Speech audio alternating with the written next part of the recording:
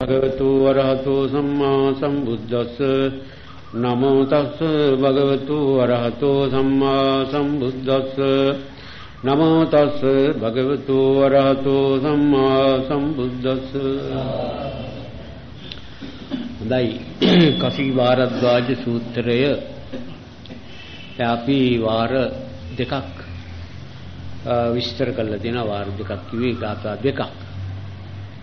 ඒ මුල් ගායේ විස්තර කරපු ගාථාවල ඒකේ සම්බන්ධතාවය මුල් ගාථාවෙන් පෙන්වුවේ ජීවිතයක් සුද්ධ කර ගැනීම නැත්තම් ජීවිතයට දුකෙන්නා වූ ධර්ම වලින් ජීවිතය බේරා ගැනීම සඳහා තමා විසින් සිතත් එක්ක සම්බන්ධ කළ යුතු ධර්ම මොනවද කියන එක පළවෙනි ගාථාවේ සද්ධා බීජං කියන ඒ ගාථාවෙන් පෙන්නනවා. එතකොට ඒකේ හිරිය, සද්ධාව, ප්‍රඥාව, ඒ වගේම මානසිකාරය ආදී මේ විරිය ආදී මේ ධර්ම ඒකී සම්පූර්ණයෙන් පැහැදිලි කරනවා. ඒවා තවත් අතකින් පෙළලා උන්වහන්සේ මේ ඒ කුඹුරු වැඩ කරන ක්‍රමයටම ඒක හොඳටම සම්බන්ධ කරලා පෙන්නනවා. ඒතර ඊළඟට පෙන්නනවා දෙවෙනි එකේදී කාය ගුත්තෝ වචී ගුත්තෝ කියලා පෙන්වුවේ ඒ ගාථාවේදී ආහාරේ උදරියතෝ කියලා ඒ පෙන්වුවේ අර ධර්ම එක්කාසු කරපුවාම ඒ ධර්ම ගොනු වෙනකොට ජීවිතයට සිද්ධ වෙන දෙය ඒ දෙවෙනි ගාථාවේ පෙන්වනවා. මේක ක්‍රියාවයි මේක ඵලයයි කියලා උන්වහන්සේ ගාථා දෙකකින් ඒ විශාල වැඩක් සසර දුකින් බේරිලා සදාකාලික සංසිල්ලටපත් වෙන මහා විශාල ක්‍රියාවක් ඔන්න ඔය ආකාරයෙන් බුදුහාමුදුරුවෝ ඒ ඥානවන්ත පුජ්‍යයා ඉදිරියේ ගොනු කළා. එතකොට කාය සුචරිත වචී සුචරිත කියන එක සකස් වෙන්න අර මුලින් කිව් වට්ටෝරුව වැඩ කරන්න ඕන ජීවිතයක් ඇතුලේ. එතකොට මේ කාය සුචරිත වචී සුචරිත කියන මේ වට්ටෝරුව වැඩ කරනකොට ජීවිතේ පෙරලෙන හැටි බුදුහාමුදුරුවෝ පෙන්නනවා. නරක පැත්තෙන් හොඳ පැත්තට පෙරලීම සඳහා අභ්‍යන්තරික ක්‍රියාස්වරූපයක් අපිට නොපෙනේ. ක්‍රියාස්වරූපය සංවිධානය වෙලා වැඩ කරන හැටි උන්වහන්සේ පෙන්නනවා. ආහාරේ උදරේ යතෝ කියන එකෙන් පෙන්වන්නේ ඕකයි. අර ක්‍රියාවලින් වචන වලින් තමා හොඳ තත්ත්වයක් පාවිච්චි කරනකොට ඇතුලේ ජීවිත පරිවර්තනයේ ජීවිත විප්ලවය වෙන හැටි ඒ පරිවර්තනයේ වෙන හැටි බුදුහාමුදුරුවෝ පෙන්නනවා. ඕකාර පැසුණු ආහාරයත් එක්ක නොපැසුණු ආහාරයත් එක්ක ආමාශයේ තියෙන මේ කෑම වර්ගත් එක්ක සම්බන්ධතාවයක් මේකේ බලපානවා. එතකොට පැවැත්ම ගෙනේම දුකින් හෝ සැපෙන් ඔය දෙකයි පැවැත්ම ඇති දුක හෝ සැප. එතකොට අපි නිරතුරුව දුකෙන් ජීවත් වෙන්නේ අපි ඒ අර ආහාරේ උදරේ යතෝ කියන ඒ වාක්‍යයට අයිති තේරුම අස්සෙන් අර ආහාරය පැවැත්ම ගෙනේම දුක් බවට අපේ පත් කරලා තියෙන්නේ අර කාය ගුත්ත වචී ගුත්ත නැති නිසා. එතකොට කාය ක්‍රියාවෙන් සුචරිතේ සංවිධානය වෙන්න ඕන, වචනවල සුචරිතේ සංවිධානය වෙන්න ඕන. ඒකට මූලික වෙන්නේ හිතයි. එතකොට දැන් අපිට ඔප්පු වෙනවා, පේනවා.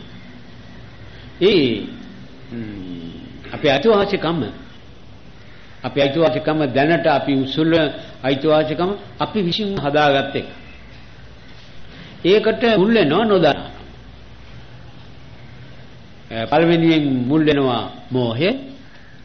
ඊළඟට මුල් වෙනවා අවිද්‍යාව.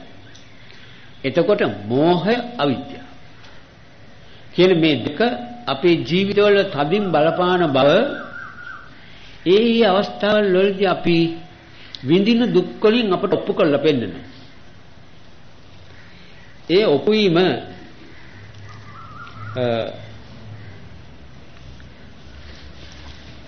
ඒ හත්ය අපෙන් වෙනස් කරගන්න කල යුත්තේ බුදුහාමුදුරු ඊළඟට පෙනවා සත්‍යං කරෝමි නිද්දානං. ඒ සත්‍යං කරෝමි නිද්දානං කියන එකෙන් පෙන්නවා අර කිව් කාය වචී කියන සුචරිත ස්වરૂපයන්, කාය සුචරිත වචී සුචරිත කියන ඒ සුචරිත ස්වરૂපයන් ජීවිතය ඇතුලේ බලපාන්න. එසේ නැත්නම් ඒවා ක්‍රියා කරන්න. ඒ ආකාරයෙන් ජීවිතය හැඩගැහෙන්න ක්‍රියා කිරීම සඳහා හැඩගැහෙන්න වමනා කරන මූල ධර්මයේ බොහෝම පහසුවෙන් පෙන්න. මොකද්ද? සත්‍ය. ඇත්ත. සත්‍යං කරෝමි නිද්දානං කියන්නේ ඒකයි. ඇත්ත පාවිච්චි කරන්න ඕන. ඒතර අපිට දැනට මේ කරුත් එක්ක අපේ සිතිවිලි සම්බන්ධ කරනකොට පේනවා මුළු ජීවිතේ මුළු සංසාරේ පාවිච්චි කරලා තියෙන අපි බොරු බව.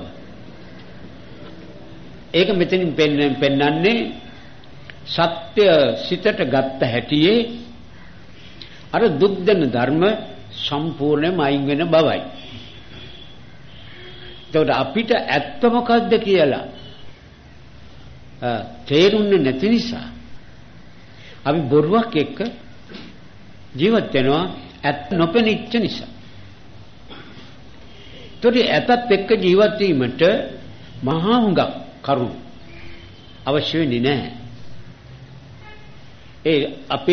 අපි බණ පොත නොකියුවත් බුදුහාමුදුරන්ගේ දේශනාව ගැන වැඩි අපට වැටහීමක් අපි නොගත්තත් ඇත්ත ලෝකයේ දිහා බලනකොට පේනවා. ඒක ටිකක් ලෝකයේ අපි ඥානාන්විතව ආශ්‍රය කරනකොට ඔය මේ කියන ඇත්ත අපට ලෝකෙන් දක ගන්න හම්බ වෙනවා. ඒ ඇත්තත් ASCII පෙන්වන්නේ සම්පූර්ණ සම්පින්ඩ ඇත්ත වශයෙන්. ඒ ඔක්කොම ඇත්ත එක්කාසු කරලා බලනකොට අර අපි කලින් එදා කියාපු ඇත්ත ඉස්සරහට එන්නේ මොකද්ද? කිසිම දෙයක සම්බන්ධයෙන් ශනසිල්ලක් ලබන්න බෑ. අසම්බන්ධයෙන් ශනසිල්ල ලැබෙන තත්ත්වයට ජීවිත වට්ටෝරුව සංවිධානය වෙනකොටම අර කියන ශනසිල්මත්. ඒතරේ ඔක්කොම අර ගොනු කොල්ල ගත්තාමයි ඔය එන්නේ. ඒක ගොනු කිරීමට අපි විශ්ින් හිතිය යුතු අප විශ්ින් පාවිච්චි කරපු කල යුතු ධර්ම තුනක් තමයි අනිත්‍ය දුක්ඛ අනාත්ම කියලා පෙන්නන්නේ. ඒ අනිත්‍ය දුක්ඛ අනාත්ම නිසා සම්බන්ධතාවය සම්පූර්ණයෙන්ම කිසිම ඵලකට ප්‍රයෝජනයකට උදව්වකට සහාය වෙන එකක් නෙමෙයි මේ සම්බන්ධතාවය කියන්නේ. සිතෙන් යමක් පිළිබඳව බලාපොරොත්තුෙන් සිටීම. ඒතොර බලාපොරොත්තු සිටීම නොව ඊට සුදුසු තත්වයේ සිට ගැනීම ඵලදායි පරාජය නොවන ඒකාන්තයෙන්ම අදහස සාර්ථක වෙන සිද්ධියක් හැටියට බුදුහාමුදුරුවෝ සත්‍යං කරෝමි නිදානං කියලා පෙන්වන්නේ. ඒතොර ඒ තත්ත්වයට එක්ක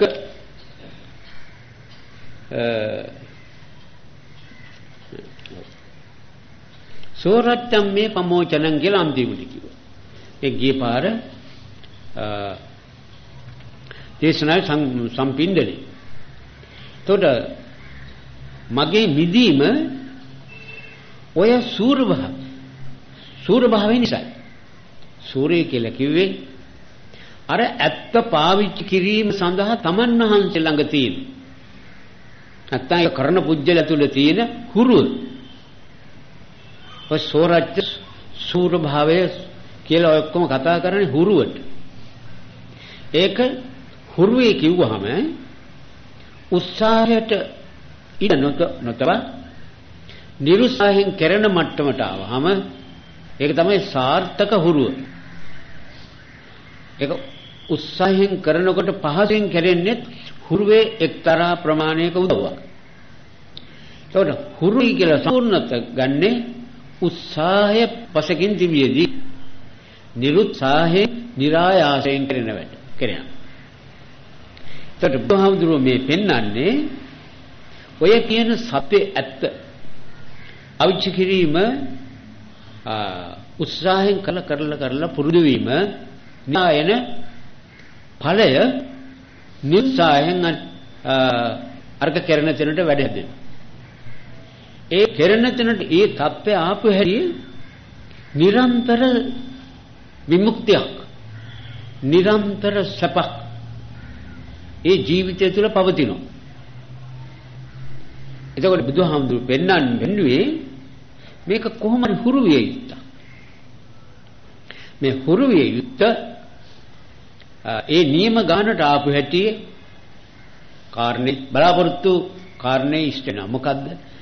අනාමය සසරට වැටිච්ච දා ඉඳලා තිබිච්ච බලාපොරොත්තු. මිත්‍ර කාල සීමාවක් බලාපොරොත්තුව සාර්ථක නොවි ගමනකේදීලා තියෙනවා අදවන්තු. එතකොට ඒ කාරණේ සාර්ථක කරන්න උවමනා කරන යෝගය අන්න බුදුහාමුදුරු පෙන්නනවා.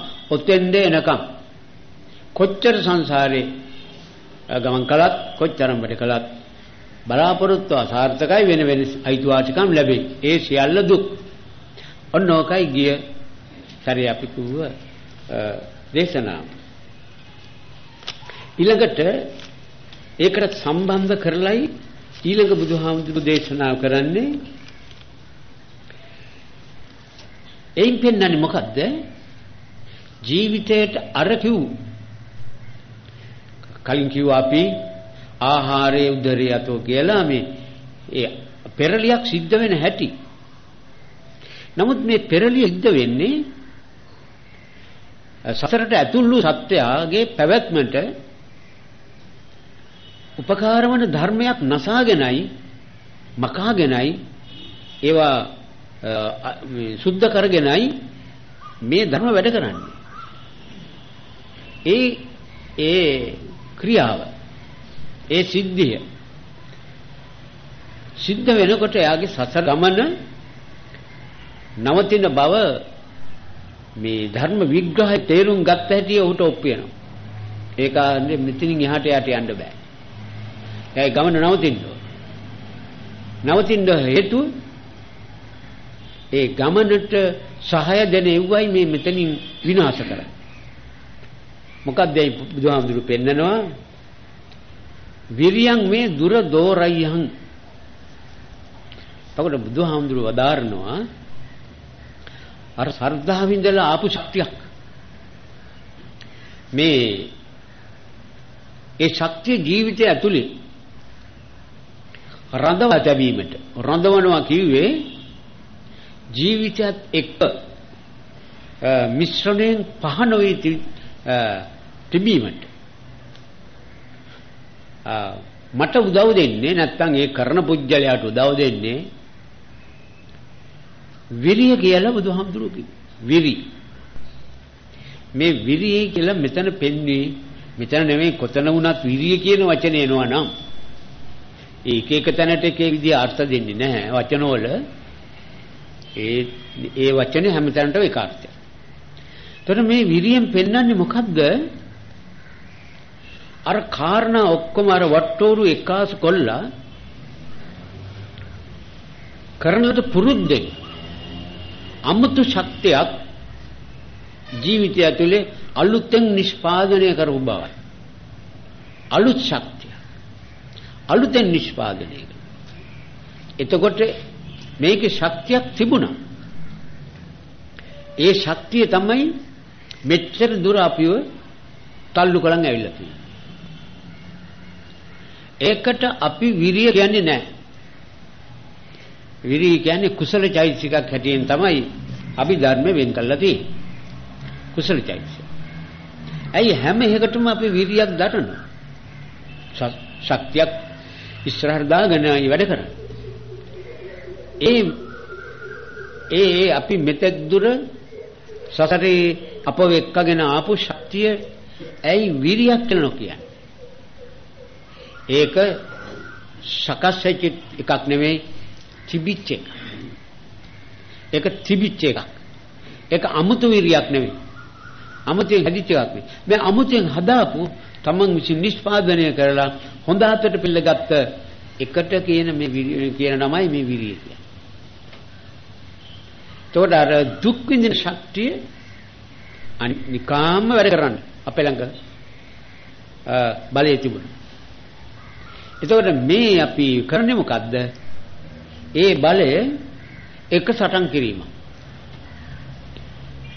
ඒ සටන් කිරීම කියන වචන පාවිච්චි කරපුවාම බාහිර සටනක් මේකේ මුකුත් නැහැ. සිතවිලි වර්ග දෙකක් වැඩ කරනවා. එකකින් ඒ සිතවිලි වර්ග දෙකෙන් වැඩ අපි දැනට පාවිච්චි කරන සිතවිලි වලට ප්‍රතිවිරුද්ධ සිතවිල්ලක්, ප්‍රතිවිරුද්ධ වෙනස් සිතවිල්ලක්, ඒ වෙනුවට එතෙන්ද රිංගෝන එකයි අපි මේ සටනක් වශයෙන් කියන්නේ. දැන් ප්‍රතිපත්ති පුරණය කියලා මේ කතා කරන්නේ ඕකයි. ඔතනින් තමයි ඒ රිංගෝන එකේදී තමයි අර කාය ගුත්ත වචී ගුත්ත කියලා කිව්ව ක්‍රියාවල් වලින් සුචරිතය සැපදෙන හැසිරීම, වචනෙන් සැපදෙන හැසිරවීම සිද්ධ වෙන්නේ අර තිබෙන දේ පාවිච්චි වෙන්න නොදී අර සැපදෙන ධර්මය ඒ සිත ඇතුලේ ක්‍රියා කරවන්න සංවිධානය කිරීම. එතකොට ඒ ක්‍රියාව තුලින් මතුවෙන අමුතු බලයක් තමයි මේ විරිය කියලා කතා කරන්නේ. ඒක හදාගන්න එකක්. එතකොට මේ විරිය නිසා තමන් කාලාන්තරයක් හිමි කරගෙන තිබිච්ච ලෝකීය අයිතිවාසිකම සම්පූර්ණ විනාශ කරනවා, නැති කරනවා. ඒක ඥානවන්තයෝ අගය කළා. හේතුව කොහේ හරි සත්‍ය උත්පාද වෙනවා. ඒ උත්පාද වෙච්ච තැනින් කදා හෝ මිය යනවා. ඒ අතරතුරේ ජීවත් වෙනවා. හැම මොහොතක්ම පීඩණයකින් ගත වෙනවා. ඕක මේ පීඩනයක් ආදී වශයෙන් ධාරණය ලබන්න පුළුවන් තත්ත්වය උදා වෙන්නේ කාලාන්තරයක් ඇවිල්ලා මිනිස් ආත්මයක් ලැබුවට පස්සේ. එතකන් විඳවනවා පනිනවා, විඳවනවා පනිනවා. මිනිස් ආත්මයට ආවට පස්සේ අර මනුෂ්‍ය කියන නාමයේ එක්ක ඔය පටලැවිලා තියෙන අර්ථය තියෙන්නේ මොකද්ද? පාවිච්චි කිරීමට අවශ්‍ය සියලු මිමි වල හිමිකාරයෙක් වෙන්නේ ඔය අවස්ථාවේ. ඒක නිසා මනුෂ්‍ය. ඒ පාවිච්චි කර යුතු මිමි මොනවාද? සත්‍යයක් වශයෙන් සසරට වැටුණට පස්සේ ඒ සතාගේ අනන්ත අඩුපාඩුකම් එක්ක ඇවිල්ලා සියලු අඩුපාඩුකම් සත්ත්ව ජීවිතයට අවශ්‍ය සියල්ල සම්පූර්ණ වෙන්නේ මිනිස් ආත්මෙ. මිනිස් ආත්මෙ තමයි දැනගන්නවා කියන්නේ ධාරණය. දන්නව ඒ වෙලාවට නෙවෙයි මෙහෙම වුණා කියලා ධාරණය. ධාරණය කිව්වේ තමාගේ సంతානෙ පවත්වා ගන්න. ඒ ධාරණය සාර්ථකව කරන්න පුළුවන් සරුවට කෙරෙන්නේ ඔය මිමි සම්පූර්ණ වූ ආත්මේ, මිනිස් ආත්මේ. ඒකට හැම සතෙකුටම පීඩාව දැනෙනවා. නමුත් මට පීඩාව වුණා අහවල් වෙලාවේ මම විඳ පීඩාවක්. ඒක උනේ මෙහෙමයි කියලා හිතන්න උවමනා කරන අර කැලේ නැහැ. ඒ කැලේ ලැබෙන්නේ මිනිස් ආත්මයට ආවට පස්සේ. ඒක උනේ මෙහෙමයි කියලා හිතන්න බෑ. අන්නේ උනේ මෙහෙමයි කියලා හිතන මට්ටම ආවට පස්සේ ජාතිපි ජරාපි ව්‍යාධිපි දුක්ඛෝ කියලා කියන්න හොඳ පුළුවන් කාර්යකමක් ලැබේ. එතකොට ඒක අන්නේ එතන ඉඳලයි මේ මිදීමේ අවස්ථාව ලැබෙන්නේ. මේ මිනිස් ආත්මේ මිදීමේ අවස්ථාව ආරම්භ කරන මූල ජීවයිත වාසිකම. එතන ඉඳලා තමයි හැරෙන්නේ. ඉතින් එහා අනිත් සත්‍යාත්මවලදී හැරෙන්න බෑ එන්න ඕන ඉස්සරහට. දැන් මෙතෙන්දි තමයි ඒ අයිතිවාසිකම සාර්ථක කරගන්නේ. එතකොට විරියන් මේ දුර දොයියන් කියලා කිව්වේ දෝරයන් කිව්වේ අර අලුතෙන් හදාගත්ත අර දුක් දෙන ධර්ම වෙනුවට සැප දෙන ධර්ම සිත එක්ක හුරු කොල්ලා සංවිධානය කරගත්ත සකස් කරගත්ත ශක්තියට කිව්වා විරිය කියලා. ඒ විරිය බුදුහාමුදුරුවෝ වදාරනවා දුර දෝරයන් කියලා කිව්වේ යම් කිසි තත්වයක් ජීවිතයට අලුතෙන් නගාගත්තද ඒ අලුතෙන් නගාගත්ත ශක්තිය උසුලාගෙන සිටින එකට කියන්නේ විරියයි. එතකොට දැන් අපි මේ විස්තරයක් කතා කරනකොට දැන් අපි දැනට මේ එක්තරා මට්ටමකින් ජීවත් වෙන පිරිසක්. මේකෙන් ගත යුතු මේ වැන් අපේ ජීවිතයත් එක්ක සම්බන්ධ කරලා කොයි ආකාරයෙන්ද අපිට මේක මේ කියවන වැඩක් වෙන්නේ. මේ කියවන්නේ හැම මොහොතක්ම අපිට වැඩක් වෙනවා. මොකද්ද? අපිට දැනගන්න ඕන කොච්චර දුරට මට මේ කියන විරිය කියන ශක්තිය අපි මිත්‍යක් දුරට පිළිවෙත් පුරමින් නොඑක ආකාරවල යහපත් ක්‍රියාවල යෙදෙමින් ගත්ත මේ උත්සාහයෙන් අර විරිය කියන ශක්තිය හැදිලාද ඒක මට කොච්චර දුරට මගේ ජීවිතයට බලපානවද කියලා දැනගන්නේ කොහොමද? දුකක් ලැබීමට පීඩාවක් මතු කිරීමට හේතු වන දෙයක් එක්ක තමන්ගේ ජීවිතේ සම්බන්ධ වෙනකොට ඒ දුක ඒ ආකෘතිය ඒ හැඩෙන් සිතක ප්‍රත්‍යඥ සිතක පහළ වෙන්න තියෙන දුක පීඩාව රිදුම කැක්කුම එයාට ඒ වෙලාවෙ එන්නේ නැත්තම් මේ පදේ බුදුහාමුදුරුවෝ ප්‍රමාණයට නොව තමන්ගේ වත් පොහසත්කමේ හැටියට මේ පදේ පාවිච්චි කරන්න පුළුවන් විරියම් මේ දුර දෝරය. එමුකද වෙනදානම් මම මෙවැනි සිද්ධීන් වලදී මහා දැඟලිලි දඟලනවා. දැන් ඒ දිහා බලාගෙන පොඩ්ඩක් රත් වුණා. කලබලයක් නැතුව මට ඉන්න පුළුවන්කම ලැබුණේ මෙන්න මේ කරුණ නිසා. මම පුරාපු ධර්ම කරපු යහපත් ක්‍රියාවල ප්‍රතිඵලයයි. මේ පස්සේ ලැබෙන එකක් නෙවෙයි. ඒක ජීවිතත් එක්ක මිශ්‍ර වෙලා ඒක වැඩ කරන බව අපිට පේන්න ඕන. ඕක නැත්තම් කෙනෙක් කියනවා පින්කම් කරපුවාම සුගතියට යන්නේ කියලා. ඔය කියන සුගතිය මොකද්ද කියලා හැවොත් අරකයි සුගතිය. සුගතිය කිව්වේ යහපත් අයිතිවාසිකමක් ගතියක් ජීවිතය ඇතුලේ දැන් තියෙනවා. ඒකට මගේ සිතෙන්පත් වෙලා දුක් විඳින තැන දුක් විඳින්නේ නෑ මම. ඒකට කියන්නේ සුගතිය. කොයි වෙලේ හරි දුක් විඳිනවා ඔන්න මගේ දුගතිය. සුගති දුගති බේරන්න ඕන තෝරගන්න ඕන ඔය ආකාරය. අපි මේ නොපෙනෙන සුගතියක් ගැන කතා කරලා ඇස් දෙක පියාගෙන ගල් ගන්නවා වගේ මේ වැඩවල එහෙම කළ තේරුමක් නැහැ.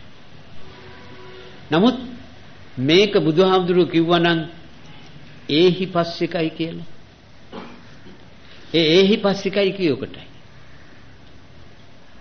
සාන්දිෂ්ඨිකයි කිව්වේ ඕකට. එතකොට තමන්ගේ ක්‍රියාව යම් කිසි කෙනෙකුට දාන ආදී පින්කම් කරනවා. සෑම নানা ආකාරවල පින්කම් කරනවා. අර අවස්ථාවේදී යාගේ සිත දුක් දෙනවා නම් පින්කම් කළා නැහැ. මොනවදෝ කළා තිනවා? සල්ලි ත්‍රිදම් වෙලා තිනවා, මහන්සිත් වෙලා තිනවා. ඕන දේ වෙලා නැහැ. ඒ මොකද? එයා සුගතියට යන පින්කම කළා නැහැ. එහෙනම් එයා සුගතියේ ඉන්න ඕන. නැත්තේ පින්කම් කළා නැහැ. ඒතොර ඒකනේ Taman දැනගන්නේ මේ සුගති දුගති දෙක පිළිබඳව අයිතිවාසිකමේ தත්ත්වය. ඒ සුගතිය තීන එක්කෙනා මරුණාම සුගතිය කියන්නේ ඒක නිරතුරුව පවතින ස්ථානිකට යපත් වෙනවා. ඒක නිකම්ම සිද්ධ වෙනවා. හැබැයි මෙතෙන්දී සුගතිය අපේ ස්පර්ශ කළා තියෙනවා. ඔන්න විරිය කියන යෝගක්ඛේමාදි වාහන විරියම් මේ දුර දూరයන් යෝගක්ඛේමාදි වාහන. ඒ යෝගක්ඛේමාදි වාහනන් කිව්වේ මොකද? කාම යෝග, භව යෝග, ditthi යෝග, අවිජ්ජා යෝග කියලා අපේ ජීවිතය මේ කියන දුක එක්ක පටලවන ඒ සංයෝග හතරක් තියෙනවා. ඒ හතර යෝගක්ඛේම ඒක ඒවා නැතිවීමට ඒ සංයෝගයේ නැති ධර්මයට දුකට පටලවන සංයෝගයේ නැති තරමටයි එයාගේ සාර්ථක අයිතිවාසිකම සකස් වෙන්නේ. මේ කියන විරිය. දැන් අපි දැන් කතා කළා විරිය ගැන. ඒ විරිය පුජ්‍යලයව සසරට ඇතුල් කරපු ධර්ම හතරක් පෙන්නනවා. කාම පහක් එක්කාසු වෙන්න මේ යෝග හතරක සම්බන්ධ ක්‍රියාකාරීත්වය සිද්ධ වෙලා තියෙනවා. කාම භව ditthya විඥා කියන්නේ. එතකොට මුල් අවස්ථේ සත්‍ය සසරට වැටෙන විටත් අදත් ඒක බින්දෙන තුරුත් නැති වෙන තුරු මේක තමයි යාව දුකේ රඳවලා රත් වීම හොඳට ගණන් පිට අරගෙන රත් වීමක් උඩ ඉස්සරහට ගෙන යන්නේ කාම ධාතුව නැත්තම් කාන්දම ඉදිරියට ගෙන යන්නේ මෙන්න මේ යෝග හතර නිසා. මේ යෝග හතර අර කියන විරියෙන්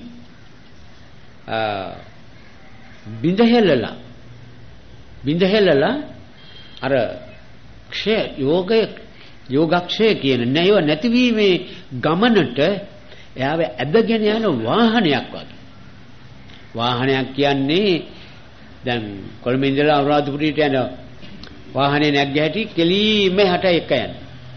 අන්න ඒ වගේ මේකෙත් අර කියන විරිය අර සංවිධානය කරගත්ත ශක්තිය විහිං මේ යෝගයන්ගේ සතර යෝගයන්ගේ ක්ෂය වීම සඳහා සම්පූර්ණත්වයේ දක්වා ඇදගෙන යන්නේ යන ශක්තිය ගෙන යන්නේ මේ විරිය නිසායි. ඒ මොකද්ද? දැන් අපි කිව්වා කාය සුචරිත වචී සුචරිත ගැන කිව්වා. ඒ ශක්තිය විසින් අර තමාගේ ජීවිතය සම්පූර්ණ දුකින් නිවින තත්ත්වයට ගන්න හැදෙන ශක්තිය ගැන කිව්වා. දැන් මේ පෙන්වන්නේ ඒ ශක්තිය කැඩෙන හැටි. එතකොට ඒ අස්සෙන් මතු කොල්ල පෙන්නනවා අර පුණ්‍ය කර්මයේ කියන හොඳ ක්‍රියාවේ කියන එකේ අත්විවරම කොයි විදිහට තිබී ඉත්තක්ද කියලා. කාම භව දිට්ඨි අවිජ්ජා කියන කතන්දරේ තියෙන්නේ යමක් එක්කද බැඳිලා වැඩ කළේ එතන පාපයක්. ඒ බැඳිලා වැඩ කරන එකේදී යම් කිසි ක්‍රියා ස්වරූපයක් ඇති වෙනවා. ඒක තමයි භව කියන්නේ. ඒ බැඳීම නිසා සිදුවෙන සිද්ධිය සංවිධාන උනේ මොකන්ද? වැරදි පිළිගැනීමයි ක්‍රියාත්මක කරපු වැරදි ක්‍රමයයි. අන්නේ වැරදි පිළිගැනීම උඩ වැරදි ක්‍රමයක් අනුගමනය කරලා තිනවා. එතන ඒකයි මෙතන මේ සම්බන්ධතාවයේ උඩ සිටිවිලි ක්‍රියා කරන්න ඉඩ ලැබෙනවා. ඕක නිසා ඒ ක්‍රියාව නිසා සෑහෙන වදයක් ජීවිතයක් එක්ක අපි ඉඳලා තියෙනවා. කුසල ක්‍රියාවක් වෙන්න සම්බන්ධතාවය නැතුව ක්‍රියාව කෙරෙන්න ඕන. ඒකට සම්බන්ධතාවයේ කිව්වේ බලාපොරොත්තුවටයි මොනම ක්‍රියාවකවත් මොන අංශෙන් හරි බලාපොරොත්තුවක් තිබුණොත් ඒ ක්‍රියාව සම්පූර්ණයෙන් විනාශ වෙලා. ක්‍රියාවෙන් සීමා කරන්න ඕනේ කිව්වා. ඒත් අපිට බොහෝම ලේසි අපේ ක්‍රියා කොතනද නවතින්න ඕන කියලා තේරුම් ගන්න. දුන්නකට මොනවද වෙන්නේ? ඒක නෑ. දුන්නා විතරයි. දෙන්නයි ඕන මන් දුන්නා. ඇයි දුන්නේ? එයාගේ දුක නිවන්නයි දුන්නේ. දෙනකොටම දුක නිවිලා. කාගේද? එයාගේ ජීවිතේ දැකලා මා තුළ ඇති වූ දුකයි මන් නෙවෙයි. එයාගේ දුක නිවන්න බෑ. කාගේක්වත් දුක නිවන්න බෑ. අසරණේ දකින්න. එයාගේ දුක් ගැනවිලි ස්වરૂපය හැඩය අපිට පේනවා. මෙයා දෙනවා මේ මිනිහා සුලියෙන් මේකෙන් බේරෙන්න හම්බෙන්නේ නැහැ. මෙයාට ඔන්න රුපියල් 25000ක් තියෙනවා මේක අරන් තමසේ දුක නැතුව ඉන්නවා. ඒ මිනිහා ඒක අපේ දිහාගෙන නැවත වාරයක් අර කම් කෙඳිරි ස්වરૂපයෙන් මූණ දිහා බලන්නේ තවත් 25000ක් දුන්නොත් හොඳයි කියලා.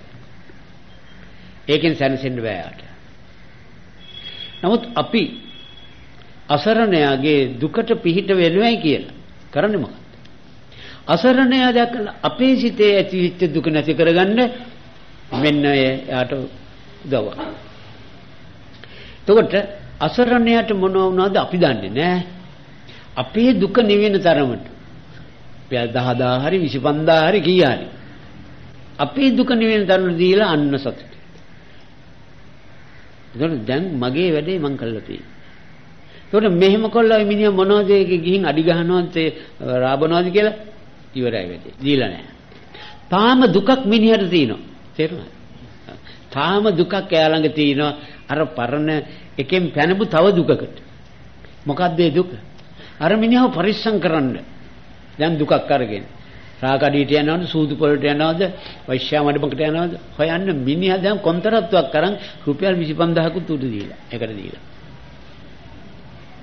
අන්න ඒක නිසා බුදුහාමුදුරු වදන දුන්න ඉවරයි කාගේ දුකද නෙවෙයි උඹේ දුකයි නිවා ගන්න.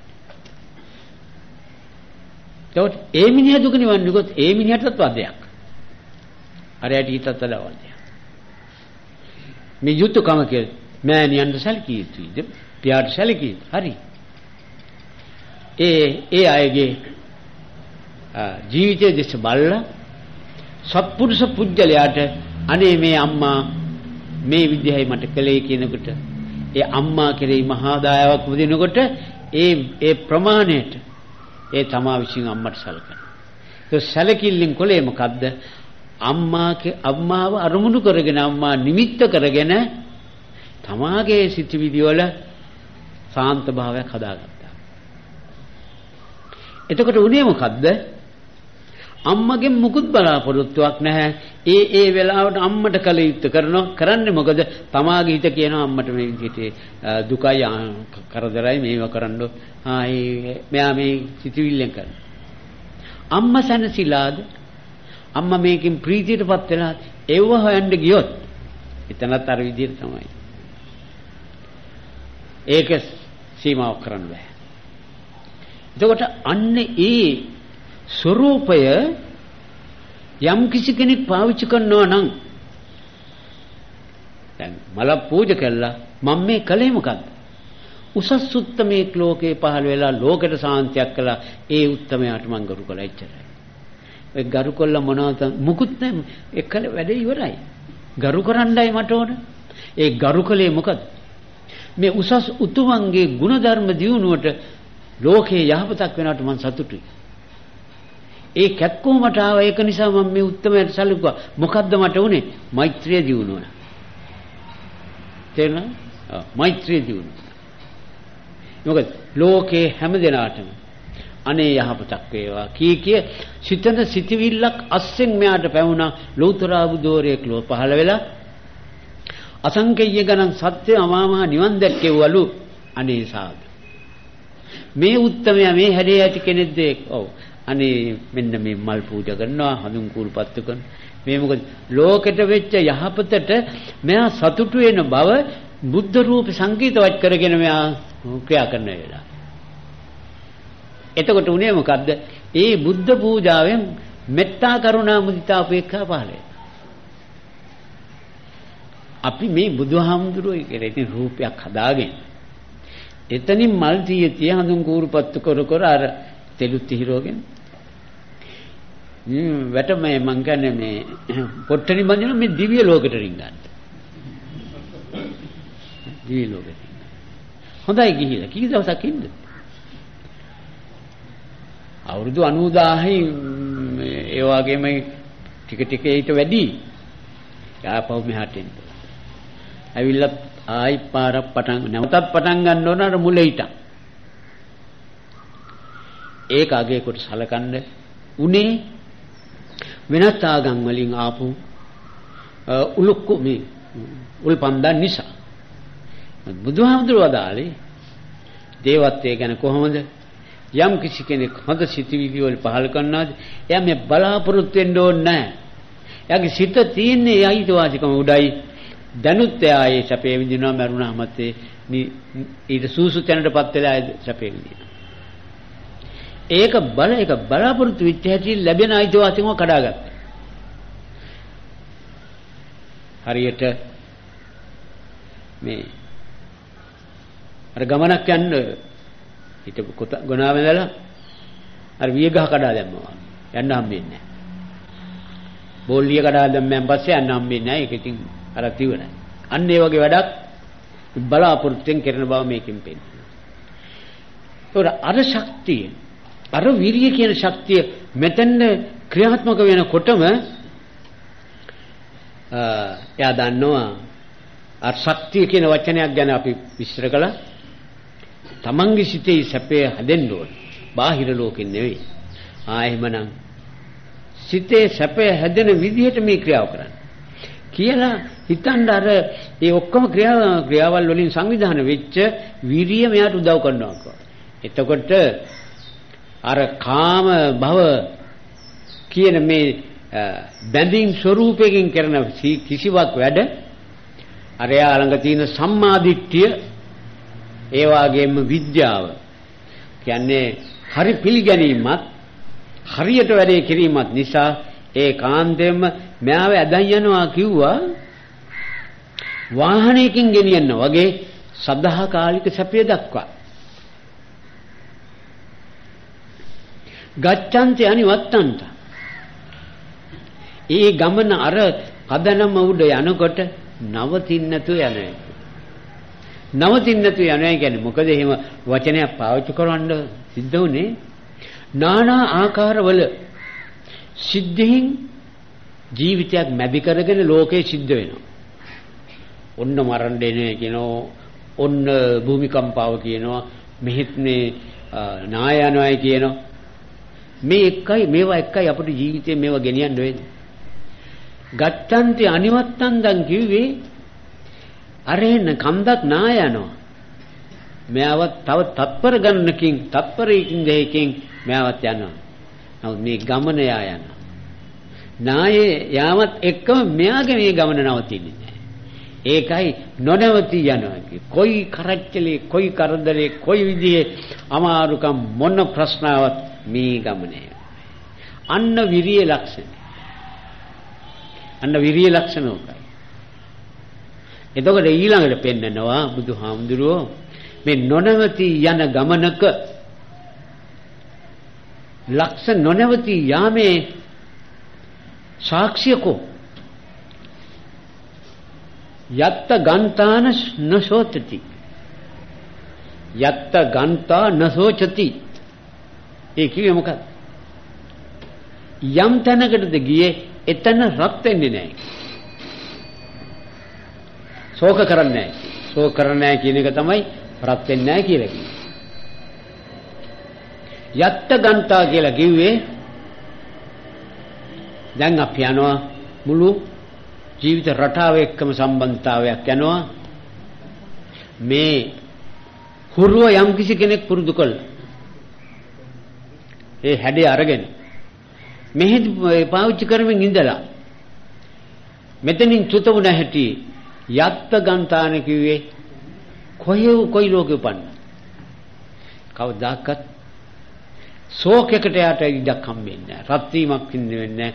දුක් විඳින්න හම්බෙන්නෙම නැහැ. ඒකයි මේ කොයි යන්නේ කොතනද එතන ශෝක කරන්නේ නැති කිව්වේ ඒකයි. දැන් ඔය තේර ගාතාවල තියෙන්නේ ඔය සමහර අය ඒ පින්කම් ඒ අවස්ථාවල වලදී හොඳින් ආරම්භ කළා. සමහරු උදාන ප්‍රකාශ කළා තියෙනවා. ඒ ආත්මේ ඉඳලා කිසිම ආත්මික මම දුක් ලැබෙන්නේ කියන සම්මත ඇති කිසිම ආත්මික උපන්නේ නැහැ. කල්ප 30 ගණන් කල්ප උත්පත්ති වාර මහරාශියක් කියලා විස්තර කරන්නේ කිසි දවසක මේ රහත් වෙන තුරු කවදාක දුක් වෙන්නේ නැහැ කියලා. ඒ අතීත දර්ශනයේ වැටිච්ච අය උත්තමය ප්‍රකාශ කළා. ඒකම තමයි ඒ අයට විතරක් මේක සීමා වෙලා නැහැ. නමුත් ඒ ශාස්ත්‍රයේ ලැබිලා නැහැ. ඒ ශාස්ත්‍රයේ ලැබිලා ඒ උත්තමය ඒ විදිහට කළේ. ඒතකොට ඒ ශාස්ත්‍රයේ බුදුහාමුදුරන්ගෙන් පැතුරුණා. ඒක හරියට ජීවිතය වලට එක්කාසු වෙච්ච හැටි එයාට කියන්න පුළුවන් වෙනවා අර රහතන් වහන්සේලා කියපු විදිහට. ඕ මම මෙච්චර කාලයක් සසරේ ආවා. අහවල් කාලේ ඉඳලා කිසිම දුකක් ඉන්නේ නැහැ. ඒ දුකක් විඳින්න tie කියන தත්ත්වය පෙන්වන්න තමයි මේ පදේ පෙන්වී යත්ත ගන්තාන සෝචති කියලා. ඒතකොට දැන් මේක පෙන්නගෙන ගියේ මොනවද? සංසාරයට වැටිලා සත්‍ය සම්පූර්ණ සෝයටපත් වෙන තුරු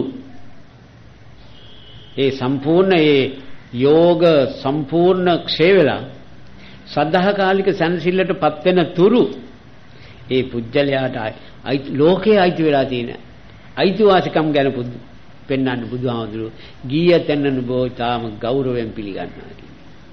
ඕනම ලෝක බ්‍රහ්ම ලෝක දිව්‍ය ලෝක මනුෂ්‍ය ලෝක කොයි ලෝකෙත් එයා යම් තැනකටද ගියේ එයාව ගෞරවයෙන් පිළිගන්නේ කිව්වේ මොකද්ද? ඒ ලෝකවල තියෙන ඊටාම සුවදායක සහන ලබා දෙන රසායනික ශක්තිය මේ පුජ්‍යලයා චුත වෙනවා සමගේ රසාය ඒවා එක්කාසු වෙනවා මිස අර කරච්චල් එක්කාසු වෙන්නේ මෙයා ළඟ තිබිච්ච යෝග ශක්තිය යා හීන වෙනවා. හීන වෙන පමණට දිව්‍ය බ්‍රහ්ම ආදී වශයෙන් තරාතිරම් ભેදේ වෙනස් වෙනවා. අන්න එච්චර පැහැදිලි මේ බුද්ධ දේශනාව. ඉතින් ඒ කසී භාරද්වාජ පිළිමඳව කියාපු ඒ ගාථා වලින් තුන්වෙනි ගාථාවට ඔන්න අපි අදාවා. දැන් මේ ගාථාවෙන් පෙන්වන්නේ අර මුලින් පෙන්නවා ඒ ක්‍රියාව සකස් කරන හැටි කර්මය. දෙවෙනි ගාථාවෙන් පෙන්නවා ඒක ජීවිතයට එක්කාසු වෙච්චාම ඒවා වැඩ කරන හැටි ජීවිතේ. තුන්වෙනි ගාථාවෙන් පෙන්නවා ඒ ලබන ඵලය කොහොමද ක්‍රියාත්මක වෙන්නේ කියලා. ඉතින් අර මේකට කන් දීලා අහගෙන ඉන්න හිටපු ඒ කසී භාරද්වාජ කිසිම හෙල්ලුමක් නැතුව තමයි අහගෙන හිටියේ. ඉතින් මේ තුන්වෙනි ගාථාව ඉතින් මේ අයත් බොහොම ශ්‍රද්ධාවෙන් අහගෙන හිටියා. මා හිතනවා හොඳට තේරෙන්නේ නැති. ඉතින් ඒ දේශනාවටයි ගාථාවටයි දේශනාව ඔච්චරයි. ඉතින් යම් ප්‍රශ්න මොන හරි තියෙනවා නම් දැන් ඔන්න අහන්න පුළුවන්. සිනෝනේ. ජවාබ් දෙන්න හිටින්නේ නැහැ. මොන හරි අහන්න ප්‍රශ්න තියෙනවා නම් අහන්න පුළුවන්. හා හොඳයි. නිශ්ශබ්දතාවයෙන් පෙන්වන්නේ සෑම දිනාටම හොඳ ආකාරයට තීරලා තිනවා. ඉතින් ක්‍රියාවට දැමීම තමයි එතන වැදගත්ම වැඩේ. ඒ නිසා දැන් අපි හිතාගමු මෙතෙක් කියලා මේ ධර්මයට කන් දුන්නේ නිකම්ම නෙවෙයි, ජීවිතයෙන් ගත යුතු නියම ප්‍රයෝජනෙ ලබන්න උපකාර වන එකම සහාය තමයි ලෝතර බුදුරෙක් විසින් දේශනා කරන වටිනා ධර්මය. නිසා ඒ ධර්මය ආගෙන ජීවිතේ ආමකට ගමන් කරමින් ජීවිත සැනසෙල්ල සදාකාලික වශයෙන් සකස් කර ගැනීම සඳහා දරන්නා වූ මේ උත්සාහයේ දෙස බලන්නා වූ ලෝකපාලක ශාසන පාලක මේ ස්ථානයටත් අන්‍ය ස්ථානවලටත් අප පැසු කරනා ස්ථානවලටත් අධිග්‍රහිත සියලුම දිව්‍ය රාජ සමූහයා මේන් සතුටටපත් වේවා. ඒ දිව්‍ය රාජ සමූහයාගේ ආශිර්වාදයේ මේ සෑම දිනාටම ලැබීමෙන් මොහොතෙන් මොහොත තමන්ගේ ජීවිතය හැමගේ ගමන් කරමින් ජීවිත සාර්ථකත්වය ලබා ගැනීමට හේතු වේවා. ඒ දිව්‍ය රාජ සමූහයාටත් තම තමන් නමින් නැසීමේ පරලෝකීය මෞපියාදී ඥාති වර්ගයාටත් බොහෝත පින්නතුන්ටත් දෝසතුන්ටත් මේ හැමතෙමත් මේ ශක්තිය කාන්තෙන්ම සියලු දුක් නිවාලන්නා උතුම් වූ අමාමහ නිවන් පිණිස හේතු වේවා කියන හිත ඇති කරගෙන එක්තාවතා චම්මේ කියන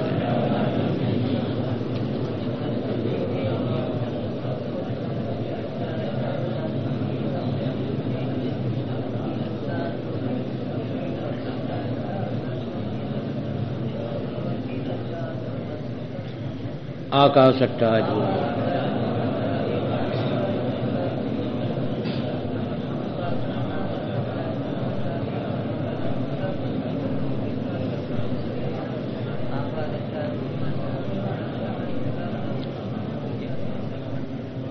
ඥාතීන් බින්දින් ධම්මේ ඥාති